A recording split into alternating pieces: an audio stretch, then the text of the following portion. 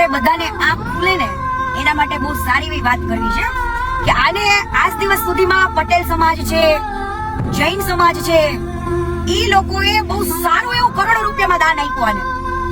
તો ક્યારે આને કોઈ જૈનના મકાન બનાવતા જોયા? કેમ કે હરેક સમાજમાં એવી પરિસ્થિતિના ઘણા લોકો હોય.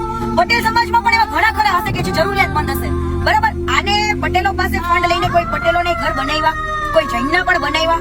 પણ ના મિત્રો, આ વ્યક્તિ દાન લઈને એના ચોઈસ થી જ મકાન બનાવશે. તો ભાઈ દાન તું માર્કેટમાંથી લેશે તો તારે ચોઈસ કેની?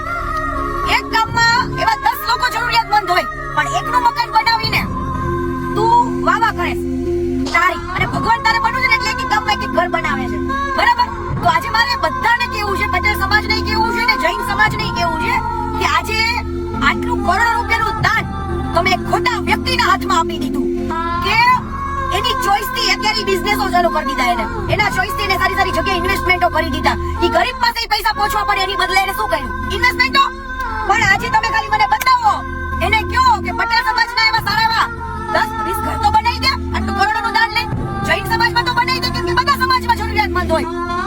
તારે ભગવાન જ બનવું હોય તો 18 વર્ષ સરખા હોવા જોઈએ. એ તો મોમેડિયનો પાસે એટલું દાન લીધું છે તો તારે મોમેડિયનમાં પણ તારે ઘર બનાવવા પડે. આ તો ભાઈનું થિંકિંગ કેવું કે મારી મરજી, મારે જેનું ઘર બનાવવું એનું બનાવીશ. જે ઘરમાંથી સ્ટોરી બનતી હશે ને એવા જ મકાન બનાવશે, અને એના યુટ્યુબ માં કમાવાનું, દાન લેવાનું અને પોતાની મરજી હકાવવાની. એટલે આના ખુલાસા બહુ મોટા થવાના છે, તમે ખાલી જોયા કરો. અને મારે હવે અત્યારે ઘણા લોકોએ આની પાસે દાન પાછું માંગવા માંડ્યા છે. તો એને તમે છે દાન, તમને હજુ પણ સમય છે કે આની પાસે તમે દાન કાં તો પાછું માંગી લ્યો, કાં તો એની પાસે હિસાબ માંગો. તમે જે ફંડ આપ્યું છે ને એનો ઘણા લોકોને એને દાન પાછું પણ નાખ્યું બીજાના અકાઉન્ટમાંથી, એ મારી પાસે પુરાવા પણ છે. તો કાં તો તમે તમારું દાન પાછું લઈ લ્યો, કાં તો તમે એની પાસે હિસાબ માંગો. બાકી બધું રેડી છે, અમે જે કરવાના છે ને ઈ બરાબર. કેમ કે દોડા દોડી તો કરી જ છી, શું કરવાનું છે ને આને હજુ સપનામાં નહીં વિચાર્યું હોય એને, બરાબર. એટલે મારે બધાને રિક્વેસ્ટ કરવી છે કે આમાં કરોડો રૂપિયાનું દાન તમે ખોટા વ્યક્તિઓને આપ્યું. આની કરતા કોઈ એવું જરૂરિયાતમંદ હોય ને એવા લોકોનો કોઈ વિડીયો આવે ને ત્યારે એને ખુદ જઈને આપી દેવા પડે કે લે ભાઈ 10 લાખ 15 લાખ 5 લાખ આનું તું ભાઈ તારું ઘર બનાવે. પણ તમે ખોટા વ્યક્તિના હાથમાં આજે દાન આપ્યું ને ત્યારે એને અહમ, એટીટ્યુડ અને ઘમંડ આવી ગયો છે. ઘમંડ. પણ ઘમંડ તો કહેવાય રાવણ જેવા રાવણ નહીં નથી રહ્યો, તો આનો તો શું રહેવાનો?